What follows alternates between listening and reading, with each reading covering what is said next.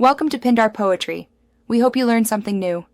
In this video, I will explain how to clean potassium permanganate from skin. First, understand that these stains are temporary and will fade naturally over several days. Begin by washing the affected area thoroughly with plenty of soap and water. This initial step helps remove any unreacted permanganate. Remember to be gentle. Harsh scrubbing can irritate your skin, making the stain appear worse or causing discomfort. Once you've washed the area, consider using a mild reducing agent. Ascorbic acid, or vitamin C, is highly effective. You can crush a vitamin C tablet, mix it with a small amount of water to form a paste, and apply it directly.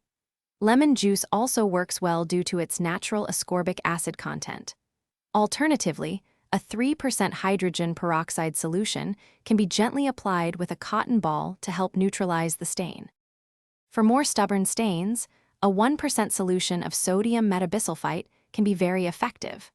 Apply it carefully to the stained area, observing as the purple color disappears. Regardless of the method you choose, always rinse the treated skin thoroughly with clean water afterward to remove any residual chemicals.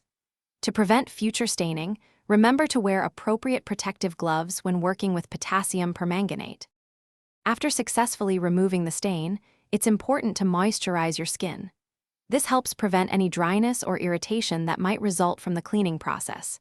If you experience persistent redness, itching, or discomfort, please consult a healthcare professional for further guidance. Also, check the description below for a link to these fantastic leak-proof meal prep containers and other great deals. Taking preventative measures, like wearing gloves, is always the best approach. Thanks for watching. Consider subscribing if we helped you.